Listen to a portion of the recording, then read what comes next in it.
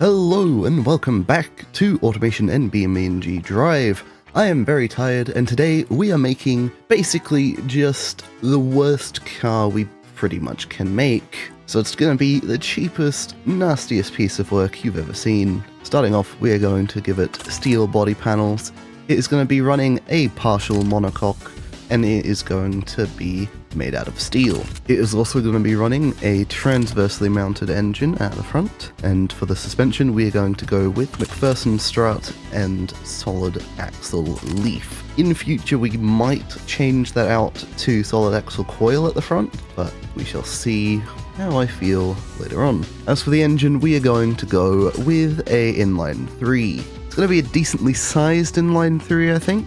About 1.4 litres is what we should go for. It's going to be dual overhead cam, 4 valves per cylinder with an ALSI head. It is going to have probably just fully cast internals. I'm going to go for hypotectic cast as it is the best cast option in the game.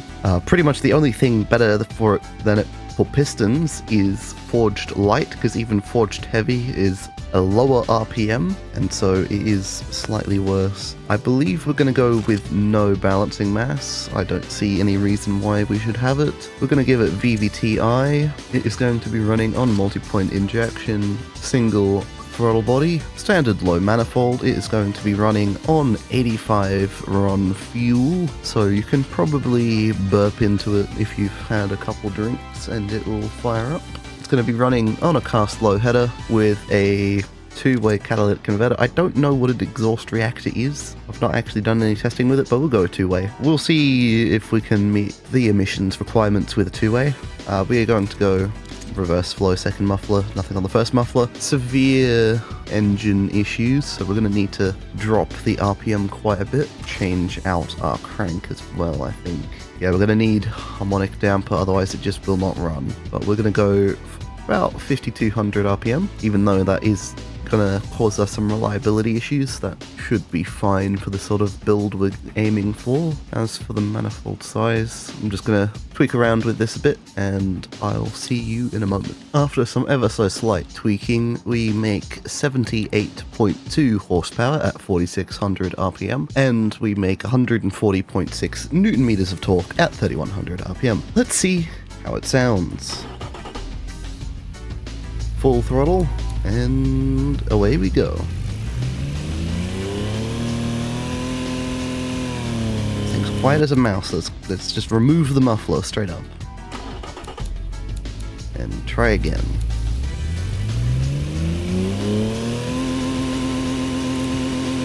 Literally can't hear it. That's fun.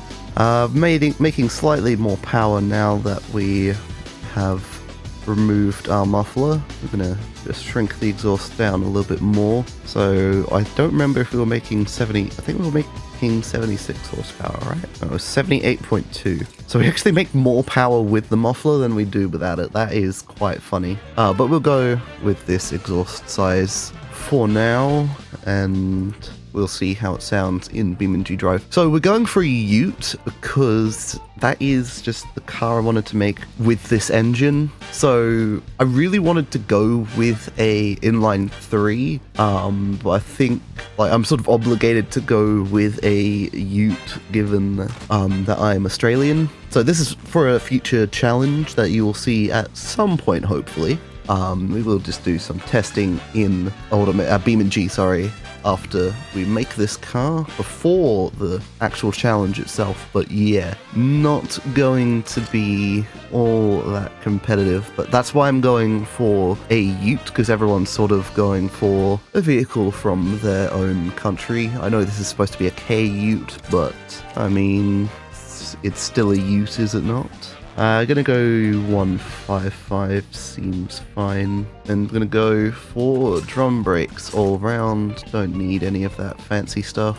And we're going to go with probably just no under tray, no cooling, don't need that. Basic interior, basic CD player. It's gonna have manual recirculating ball steering, and it's gonna have gonna give it ABS and basic 90s safety. We probably don't need to give it ABS, but I like to give ABS to all my automation cars, as in beamng, not exactly the greatest with the old brakes. So speaking of brakes, we are suffering from severe brake fade at the front. But yeah, I'll give it a tune and then we'll jump right in to the time lapse.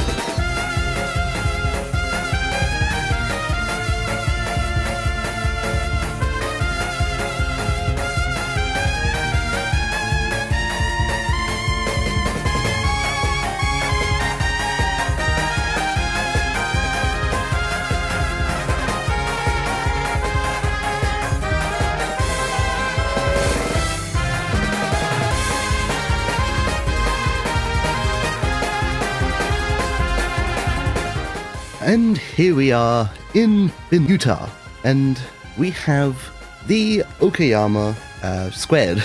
Forgetting the name of my own car, and I named it only 5 minutes ago. Yes, so we are going to just have a quick drive around Utah and basically see how it handles things. We are starting off at the tourist center, and this thing is still incredibly quiet. Let's stick it into park, and I'll turn up my audio settings real quick. There we go, should be at an audible volume this time. There we go. I've set the game quite loud, so yeah, so we can actually hear it. Let's head left.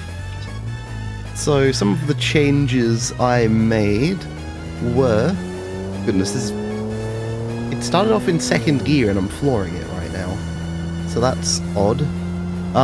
Yeah, so this thing has had a couple changes to it. No solid axle front suspension, still got McPherson strut, because for some reason the front suspension dictates how low you can have your suspension, whereas the rear suspension doesn't. So yeah, that's interesting. But it's had its ABS removed, as you can tell, and it has had quite a lot done to it. It's got a front bench seat now, one of the crappy ones. Well, that's gonna really make a difference, but yeah, this thing is very light. It's making a bit more power now. I think 10 more horsepower than when you last saw it, because it had no price difference to add a standard mid intake, and so that's what I added. But yeah, it's up to... Ooh, goodness. Goodness, why is that happening? And just suddenly spun out. But yeah, it's not bad. I also removed the front limited slip diff, so it's just got an open diff at the front, which is always fun. And yeah, so it's got some go to it, which is pretty good. Doesn't rev all that high. Like when you put the foot down, it will kick it down a gear. But if we come to a stop here, we should see that it accelerates pretty good without much fuel use, or rather much RPM. Just put the foot down a bit more, or rather finger on the trigger a bit harder. Does struggle to get up to 100, but it's not the worst. And cruising at 100, see if we can get a straightaway after this corner. Can't, but it cruises at about 2,500 RPM at 100 kilometers an hour, it seems. I believe we're in 4th now. Yeah, we are. So yeah, it cruises at not too bad of an RPM, but it's still a bit higher than I would have liked, which is disappointing. It's also interesting how when on throttle, let's get it kick up into 4th again. On throttle we're at 2000 RPM, but it drops like a solid 400 RPM off throttle. In fact, the throttle is actually determining what our RPM is despite our gear not changing at all, which is interesting. I don't know if... Well, actually, no, I do know that automatics in real life do that too, because I own a Nissan Cube and it does that. Not to the same extent that this does it, but it does do it, which is interesting that it's something that happens. Sadly, my indicators have come through see-through, which is not what I was hoping, and you can't really see the orange light come through it, which is disappointing, but whatever. Headlights, lights are fine. You can see our, into park. Taillights working all fine. Rear indicators all good. And taillights, already checked those. Completely forgot already. Yeah, so I mean, I like the front the most. The rear can definitely be better, but the rear is not awful. So I'd say let's go find a hill climb and take it up that. So we have this hill climb here. Well, not hill climb, rock crawl here. Shouldn't be all too difficult, hopefully. It's called short wall crawl or something like that. Short... I can't speak today, apparently. Short cliff crawl. Oh, goodness. No traction. We're just not really tall enough to do this, it seems. We sink in quite a bit. Like, we only weigh... Well, how much? What the heck? That's not what I thought. What? What? What? What? What? Yeah, only 740 kilos. It shouldn't be too difficult to get up here. If we stick it into first, just get all the peak power. Probably should have turned off my notifications, but whatever. It's fine. Ooh, we're a bit stuck because no differential. All the power is just going to the front right wheel. See if we can't... Ooh, no. Okay, it's fine. Put it back into first or not. And we've beached it! Hooray! Let's try that one more time. Give it one more go. See... Oh, that's interesting. You used to be able to see through the windows before, but now you can't. Good. Like, even... Like, usually you could if you kicked up dust as well. But you can't, so that's... I mean, arguably that's a good thing. because being able to see through these windows was really annoying. But yeah, let's see what a bit of momentum can do for us. Give it some wheelie, see how we can do it. Come on. Around these rocks here. And no, I can't even use just a little bit of power. Maybe if we convince it that it's a... Oop. If we convince it that it's a rear-wheel drive, then maybe we can do a little bit better. I doubt it, but you never know. If we could actually make it up, that would be great, but no. Try that one more time. There we go. There we go. Okay, apparently this thing a lot better at climbing as rear-wheel drive, which is cool. Oop. Come on! Again, sorry, notification. It was the same one, but Apple likes to repeat notifications after 2 minutes. Come on. Oh, we've made it a lot further. I think we're stuck on the tree. I think that's what was happening there. Ooh. We just had a massive frame drop. I swear it's the amount of particles. Come on. Yeah, no. That's as far as we can go. Made it further than the other 15,000 attempts. Let's see how well this thing can do around sort of a rally-ish course. Sorry if I keep cutting the recording too early, that is completely my bad. But yeah, we're doing mixed stage 1. We were going to do the Dry River Rally, or something along those lines. But then I saw this, and I'm like, let's give that a go. Torque converter power. I didn't actually check what RPM this thing idles at. Oh, that's interesting. There's a bunch of counters in the top right hand side of the screen, which I didn't know was a thing. That's cool. 100 kilometers an hour. Basically, it's just a challenge to see how well I can get this thing to rotate. So hopefully we should be able to get a okay time, given that we're driving a ute. I'm not entirely sure.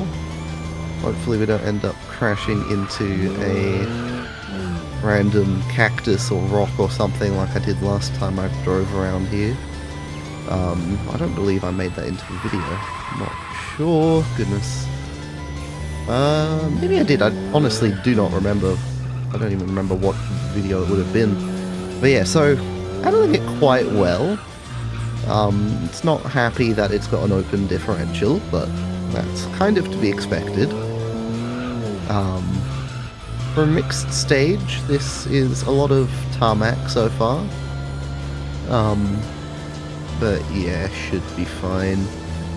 I think the main part where we might start to struggle will be any dirt that we encounter, just because chances are it's just gonna one-wheel peel. 140 kilometers an hour. That was in 4th gear as well, by the way. Oh no, sorry, that was 3rd gear. 4th gear is essentially useless because we don't have the power to use it, really. Like, it's an overdrive gear and it wants you to know that.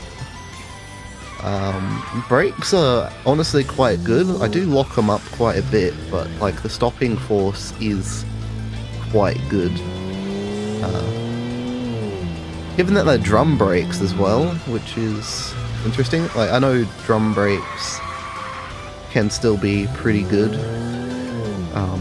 Their main downfall is heat soak, but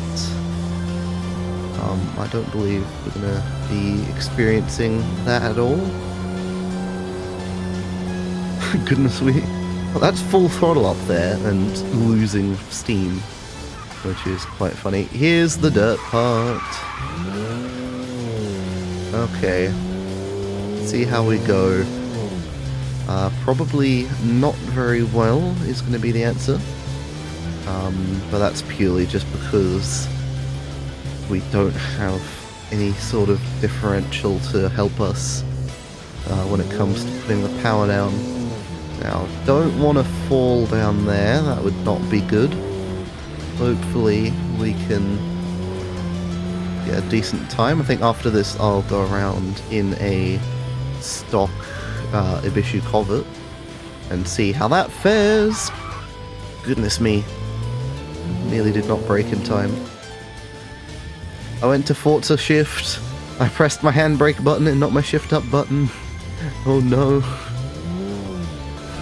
Yeah, no, something tells me trying to get into reverse by pulling on the handbrake a couple times. Sorry, not into reverse, into drive by pulling the handbrake a couple times. Not exactly how you're meant to do that. Last time I checked anyway. Maybe it's changed, who knows. But yeah, coming up to the finish line soon. I believe the finish line, yeah, at the end of the highway there. Don't know if you actually saw that because I'm on ultra wide. The video is not. So yeah, probably broke a bit more than I actually needed to. Oh well. But yeah, one of the things I like about this car is that the handle for the boot is, or rather the bed door is just a regular door handle. I'd say the way you'd unlock it is through the inside of the door, like most Australian utes are. Oh goodness me! We're fine. We're fine. We're fine. We're not. That's not fine. Last time I checked, we need wheels. Recover. Oh, we're back here? Oh. Oh, I see.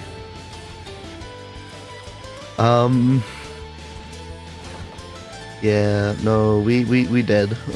Okay, so that would probably be about 4... Yeah, maybe 440-ish, let's say. Okay, I'll be back in the Ibishu Covert. Here we are in the Ibishu Covert version, well, not version, sorry, equivalent of the Okayama Squared.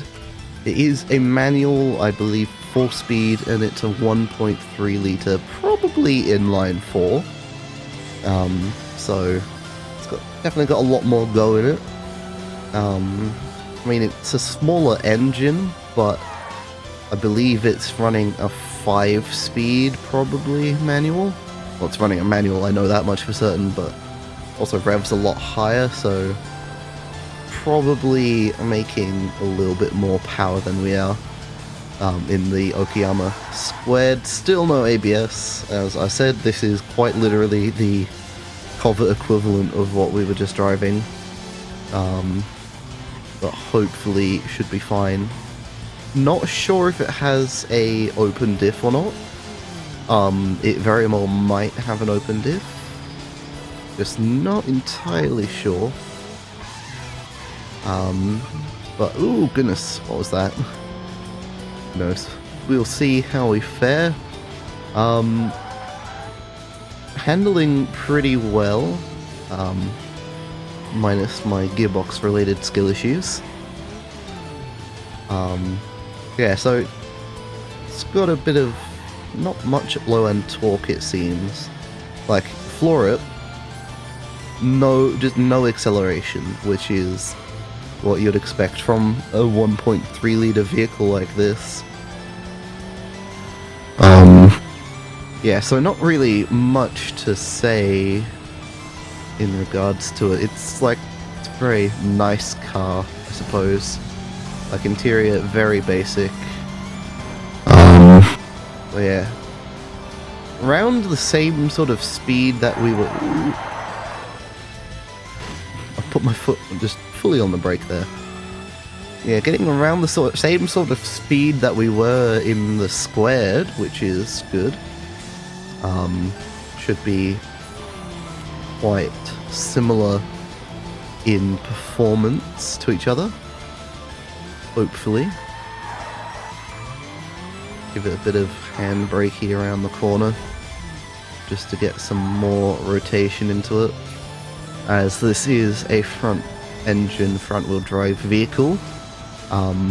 With front-wheel drive, one of the downsides is it's a lot harder to get it turned under hard acceleration, as if you think about it, you're trying to, that's the handbrake, you're trying to use the front wheels to accelerate the car, but you're also trying to use that same front wheel grip to turn the car, and so you're fighting between trying to accelerate and trying to turn the car, so you end up having a happy medium between the two most of the time, and usually it's a case of you just gotta lift off the throttle to get it turned, or you can do what I've been doing and try and handbrake it. So yeah, we were in third and we were getting 120, weren't we? Yeah, so this thing is probably also a 4-speed, probably geared differently. Yeah, 4-speed, but definitely geared differently to my car that I made. As we top out in first at about 50 kilometers an hour, I think it was. And second, again, another 10 kilometers lower than what we had, so it's definitely got shorter gearing than the Okayama, which is not a bad thing per se. See, do we get any acceleration? We do, not really though. We get some acceleration in fourth. Get it turned in. A lot better than the squared through there, but that's probably mainly because I was actually knowing what I was doing. I knew that I could just lift off the throttle, get it turned in, and then pin it all the way to the finish line, looking to be a mid 440s, seeming like it. Getting a bit more speed from the downhill, maybe even 450 max. Looking like, yeah, 450. Damn. So, I guess that's sort of around the time that we would have gotten in the Okayama squared, which is good. And yeah, I think as a...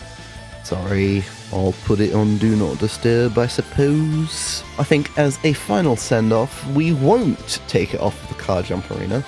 I think what we'll do is something a little bit different. And here we are at the not car jump arena. We are at the mega ramp on Motorsports Playground. And we are just going to floor it down all the way and basically see how this ramp actually works. Because I've never done this. I've never actually used this ramp at all. Big ramp, goodness me! Like, and we're topping out now too. We won't take any of the jumps, just because I want the car to actually make it down. Ooh, no. Come on, get back on the wheels! Engine starved of oil. Please, get back on the wheels. Yes! Yes, I am the greatest driver there has ever lived. Let's go. Oh. The car's got a little... oh, that's a bit of toe-in we got there. Yeah, oh, no, I want to go up that ramp. I want to go up the big long ramp. Please! Yes. But yeah, thank you very much for watching this video all the way to the end. If you did enjoy it, please make sure to leave a like down below by pressing the like button. And if you want to see anything different, please let me know in the comment section down below as well. Let's see how well this thing crashes. Pretty well. And yeah, maybe consider pressing the subscribe button whilst you're down there. Hopefully, by the end of next year, I'm planning to hit maybe 500 subscribers. Who knows? But yeah, today is the 31st of December. Oh wait! This video won't be uploaded until next year. So yes, by the end of this year as of when this video is uploaded, I'm hoping to hit 500 subscribers, basically double what my goal was last year. So we shall see if we do hit that, and if you want to join the cause of hitting that number, please do subscribe down below. But that is it for this video. I'll see you all next time. Have a good evening, good morning, good night, wherever you are, and goodbye.